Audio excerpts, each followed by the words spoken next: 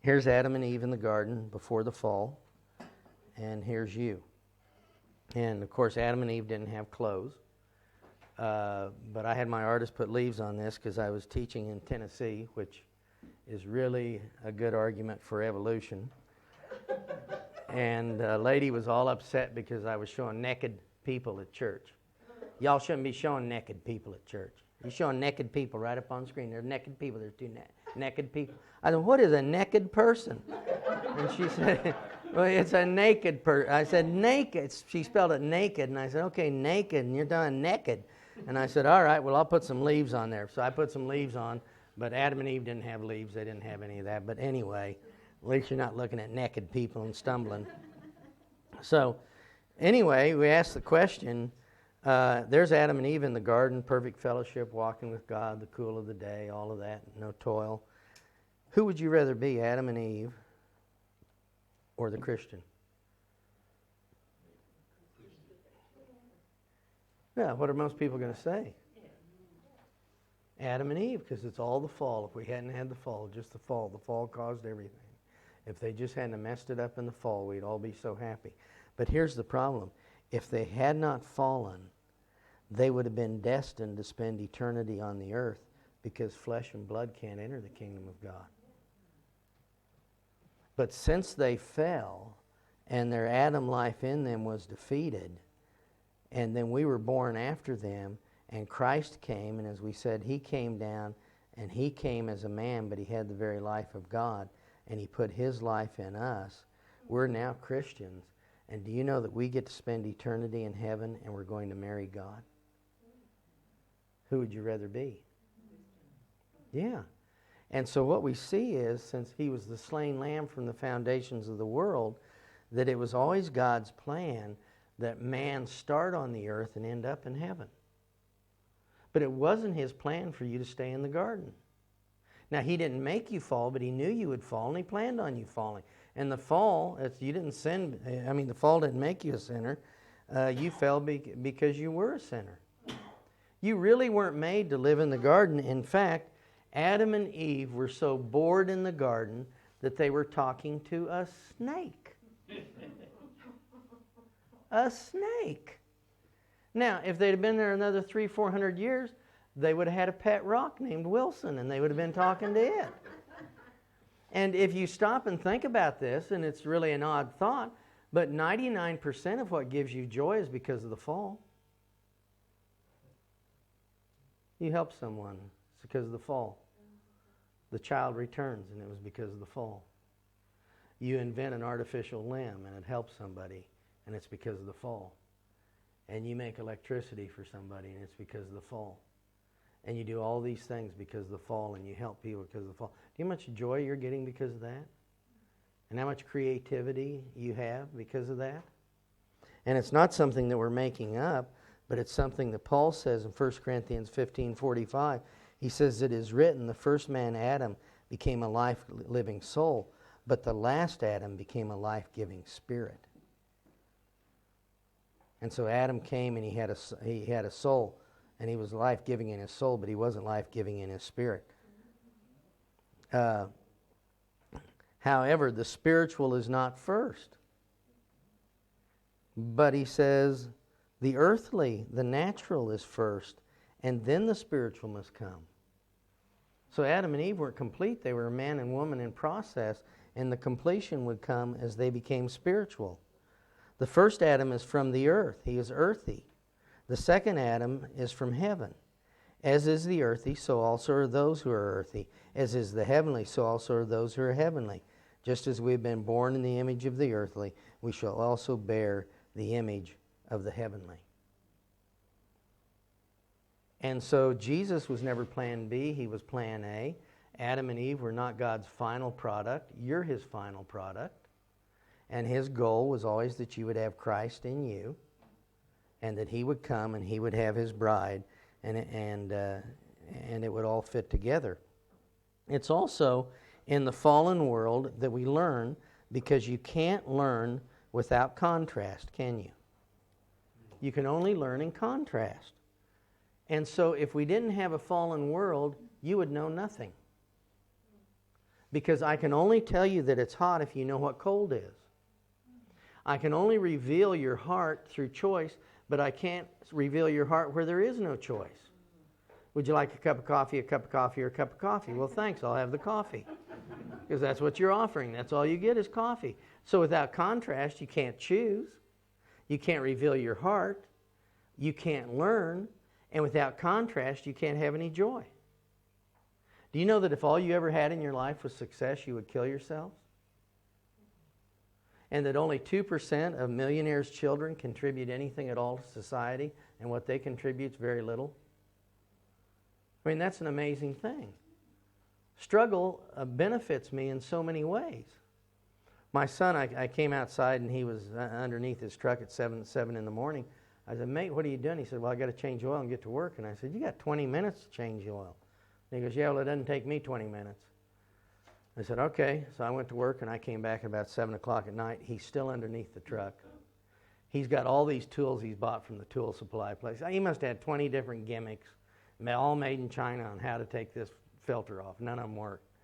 And he came out and he was so mad. He said, "I've been here all day and I can't get that off." And I said, "Well, there's only one thing to do left, is climb under there with a screwdriver, a big screwdriver, and just beat that thing through the filter and tear it off. Just rip it off." And he said, okay. He was mad. He climbed, got underneath. I heard him banging, heard him ripping and tearing. And pretty soon he came out from under the car, and it was obvious that he hit oil. See? He had struck oil. And his whole face was covered. It was all black except for his teeth. You could just see all his teeth. And he was so excited and so happy because after a day of struggle, he had that victory. And do you know we're the same way? And of course, how happy was the prodigal son's father when the prodigal son returned? How much joy did he have over that? And how much joy when you sweep and you find the lost coin or the lost sheep. And so this world of contrast is the perfect place for me to learn, and without it I can't be learning. Do you know that you need a devil so you can understand God? And he helps you understand him. And sin lets us understand righteousness, and turmoil lets us understand peace. And we need the flesh so we can know what the life of the Spirit is. And we need sickness to understand health, and pain to know what comfort is, and to have loss so we can understand gain, and sorrow so we can know joy, and failure to know success, and death so we know life, and hell so we know of a heaven. That in being able to choose, we get to learn, our hearts are revealed, and we get to have joy. And that would not happen in this world that wasn't fallen. And I'm not saying that we sin that grace might abound. What I'm saying is that God is not in any way, shape, or form ever been out of control and playing catch up with anything. You can look at it this way, and we'll end with this diagram. And it's just called the room of contrast, or the world of contrast, we could call it. And just imagine that you're born on a swing, and the longer the rope is on the swing, the greater the travel, right? And some of you had the uncle or the brother or whoever that liked to hold you above their head in the swing, and then let you go for a really wild ride. And we're born and we swing madly from one thing to the other, because we eat from the tree of the knowledge of good and evil, and therefore to the degree you know good, you will know evil. And to the degree you swing into self-righteousness, you'll go into unrighteousness. And you swing back and forth just wildly on this swing. And do you know it doesn't matter who pushes the swing? It can be God pushing it, Satan pushing it, or others pushing it, but it's a wild ride. And one day, to keep from throwing up, we look up and we realize the one that holds us on the swing is Christ himself, and we recognize him. And as we recognize him just a little bit, he pulls the rope up and he shortens it. And now I don't swing quite as madly and wildly as I used to. And then I swing like that for a while and I don't like it. And I look up and I recognize more of him, and he shortens the rope, and he keeps shortening it as I recognize him in this life, and I swing less and less. But here's the thing I'd like us to discuss. Many people have made the goal of life to no longer swing. They don't want to swing.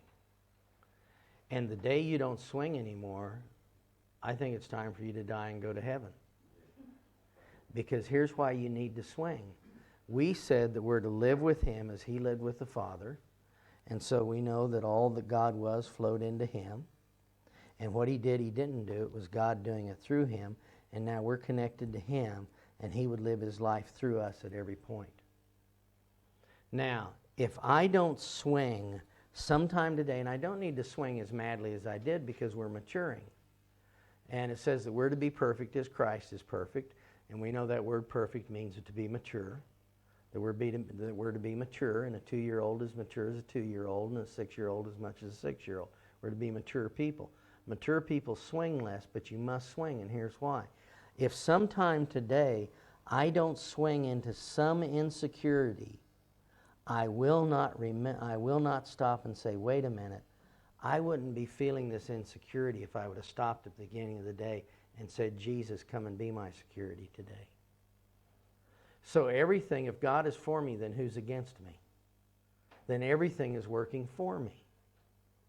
And do you know it's good to get out here in the traffic and to have somebody cut in front of you with no blinkers and you to swing just a little bit into anger because all of a sudden you'll remember, I started out today, Lord, and I never did ask you to come and be my peace. I didn't ask you to do that. I shared this with some of you, but my son was always evangelizing the neighborhood, my little one. And he's the one that couldn't read. But anyway, he's always worried about every family and everything that's going on. And he'd come up to me and he'd have his allowance, give him $0.25 or $1 or something a week. And he'd want to buy a book from me to give to a struggling couple down the street. So could I buy one of your books? I said, no, you can have the book. Just take the book. And he's always doing that. And then he'd finally get all his money together and he'd put it in an envelope if he heard somebody lost their job. And so the guy'd get all of $2.50, out of him. But it was a little, he'd scribble his name. That was it, and he'd put that in the mailbox. And so he's doing that, and he's still doing it. And he's 31. He's still doing it. Still got somebody for me to talk to when I come into town. So I came into town one time, and he was 16 then, and he said, I came in on Friday, and he says, tomorrow you got a counseling appointment. You need to be at the office at 10 o'clock. And I said, a counseling appointment? I just came in from Africa. I'm not even over the worms yet. And he said, no, you got to have a counseling appointment. And I said, well, I'm not going to it. I'm going to rest. And he says, well, I'll pay you. And that's always his trump card. Well, how much you paying me this time? Well, I'll give you $5. Well, no, I'm not going. No, well, you really need to go because I told him you'd be there, that you'd come. And I said, well, amen, I'll go, but stop doing that. So I said, I got to go do stuff for your mom in the morning. I got up in the morning, went to home base to buy some stuff. I'm driving to home base, and a guy cuts in front of me and flips me off. And, it's the California wave. That doesn't really mean you're number one. And so he cuts me off, and I think, well, okay, amen. And I go on a little bit further, and another guy cuts in front of me and flips me off. And I'm thinking, what, I have a bumper sticker that says, flip this guy off? And so then I get into home base, and I get ready to park, and there's something at the parking place at the front door. They have both parking places. And so I'm ready to pull in here, and this guy pulls up and takes my spot. So then I can go park in the back 40. And so I'm parked back there, and I'm mad, and I got to go to this counseling session. And the Lord just whispers to me, you can't even drive to home base on your own, can you? And I said, no. And he said, you never even gave me a thought today. And I permitted all this for you to give me a thought. And I said, I know. So would you come and be my peace? And would you come and be my patience and my kindness and my words and my love? Because I can't even come to home base, let alone go visit this couple. And so I went to home base, and I left there, and I went to go visit the couple. And they were waiting there in my office, and they were both Mormons that gave their lives to Christ. God didn't want Mike going in there. He wanted Christ flowing through Mike as though it was Mike, but not Mike, but him. And so all of those things were permitted to make me aware of my need for that day. And so I see these things as without fear fear, I'll never invite Him to come and be my confidence. Without frustration, I won't ask Him to be my peace. If I'm not aware of sin, I won't stop and go, would you be my righteousness? And so I'm not looking for a life where I don't swing anymore. I actually am happy for this life that makes me go into this thing, and the world will always have these things for me available and ready. But God will always have these things for me and available and ready in Christ. All I have to do is choose it. And so this works for me to make me recognize Him and invite Him to come and be what I'm not. So we say this, His name is I am and I am not. And He is to me everything I am not, but He won't be to me what I'm not until I admit what I'm not. And this world is making me swing over here, admit what I'm not. I'm not going as wildly as I used to, but I'm still swinging.